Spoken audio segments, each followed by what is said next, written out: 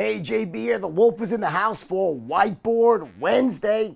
It's the first Whiteboard Wednesday since my dad passed away last week. I'm sure he's watching me right now, saying he loves Whiteboard Wednesday. My dad was awesome, from the movie. He was Mad Max. Great guy, right? May he rest in peace. Let's get to it. I want to talk about, I want to instruct you, seriously, this is instruction on what I consider to be like the linchpin for someone improving in sales, for whatever you are, but especially for those people who are, I guess beginners or not professional salespeople. I think professional salespeople know this, and maybe some don't, but there's a thought, an idea that sort of is the benchmark for everything else in sales, and that is what is really happening when someone goes from saying, let me think about it, let me call you back, bad time of year. What happens when someone goes from one of those to saying, yeah, let's do it? Someone who's on the fence changes their mind, says, yes, let's do it. And I think that what happens with a lot of people who have trouble selling, they don't really know what causes a person to do that. What mechanically happened in that prospect's mind that made them change it. So let me give you a visual here, and I'm the world's worst artist, so I'm going to give it a crack here. And I have something I use to illustrate this called the scales. So imagine this is a beam there, right? From one of those old-fashioned scales, right? And you have in the middle a fulcrum. This is your fulcrum, this is your beam, right? And put it right here, right? This is your center, it's in the center, right? So at rest with no weights on either side, right? The scale should be balanced, right? When someone enters into a sales encounter, remember this. They enter in with preconceived notions. No matter what you're selling, cars, insurance, real estate, information products, consumer goods, doesn't matter what it is. People, prospects, they enter the encounter with ideas already formed about the product. And maybe not your product, but your type of product. For instance, when someone goes and shops for cars, before they walk into a dealership and look at any particular car, well, they know what cars do, what cars they like, what problems they've had in the past, what they might have heard about your car or just cars in general, what are salespeople who sells cars like, what are the dealers like. We have preconceived notions for everything we are about to buy. So imagine when you enter into, we'll use a car dealership, right? And it could be anything, right? And you enter in and you have these sort of logical reasons why you're going to buy now. You have certain reasons why, right? Based on you have certain needs, you've heard certain things, you have these preconceived notions. And you also enter with logical reasons not to buy now, okay? And by the way, there might be 5 of these. LN, reasons not to buy now. LBN, to buy now, right? And then you also have emotional reasons why you should buy and not buy. In other words, we always have positives and negatives when we go to buy something. Before we even, we walk in the door, we're like, all right, we have these sort of ideas in our head, what's good about it, what's bad about it, right? And most of the time, we don't really know that much about what we're about to buy, and the job of the salesperson is to educate us. They tell you things about the product. They go over the features, they explain what benefits those features give you. So what happens is as the sale progresses, and I use a straight line always for the say, this is your open, this is your close, right?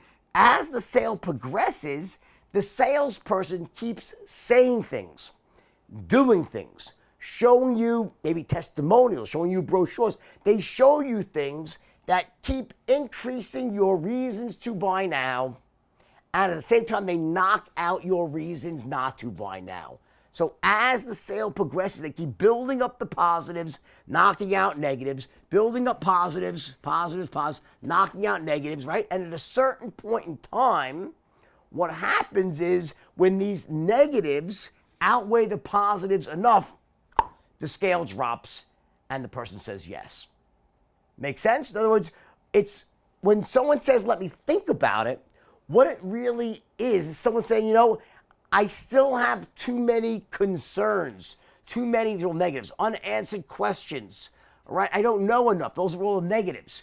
And as the salesman does his or her thing, you are knocking these out. You're knocking these out. And at the same time, you're building up the positives. And boom, the scale drops, right? Very simplistic way to look at what happens when someone goes from saying, let me think about it, to saying yes. But there's more to this too. The other thing that most people miss with selling is that this fulcrum here isn't always in the middle. See, when the fulcrum is in the middle, that means that you're like kind of, yeah, you're at, if you have 10 positives and 10 negatives in your mind, then they kind of balance, they cancel each other out, and you're not going to buy, but they're balanced in the middle, right? So 10 negatives, 10 positives, you're fine. You're not going to buy, but you're right in the middle, right? You're sitting on the fence. But there are certain people like me who are born buyers. I'm a sucker. I buy everything, right? So what happens in my case is the beliefs I have about buying are such that my fulcrum is not in the middle. My fulcrum is over here. So when I'm actually giving weight to my negatives, let's say I have 10 negatives and 10 positives. But because of my beliefs about buying and making decisions, my fulcrum's here. Guess what? These 10 negatives, they don't exert that much force on my buying decision. And the 10 positives, bam, they make massive differences in my decision. Since my fulcrum over here means a little bit of positives will offset a lot of negatives. That's someone who's very easy to sell to. We call it having a low action threshold, meaning before I take action and say, yes, I'll buy, I don't have to be that certain. I can still have seeds of doubt, negatives, and not all the positives lined up. Conversely, if someone like my father, his fulcrum is over here. May he rest in peace, right? My dad was one of the toughest people in the world to sell to. What does that mean? He could have 12 positives why he should be buying now. If he has one nagging negative, it's enough power. It exerts, the power is essentially amplified because of his beliefs about buying, about making decisions, how he processes the world around him, his implicit trust or distrust in people. In other words, when you have someone like me you're trying to close, my fulcrum is over on the negative side. Get me reasonably certain, I'll buy. Someone like my dad, he's over here. You have to make him absolutely certain and damn sure of it. Now, why is that important? Well, the first step to closing more sales and making more money, no matter what you do, and this goes for negotiation as well, it could be selling anything, just persuasion, is understanding what you have to do to get someone to say yes. That's what salespeople do. We don't turn no's into yeses. We turn let me think about it into yeses. Let me call you backs into yeses. That's what's happening. And there are two ways you attack that. The first way is by saying things, doing things, showing them information, brochures, emails, testimonials, and those things are all designed to build up positives and knock out negatives. That's what you're doing. The second thing you're also doing is attacking the position of the fulcrum. There are certain language patterns that we can use.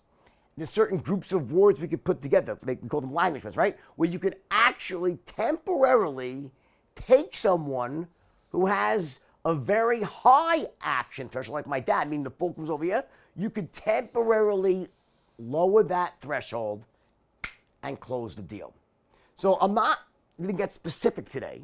This is just an overarching principle. Just remember that when you're selling, when you're persuading, when you're negotiating, right, there's these two things that are happening simultaneously.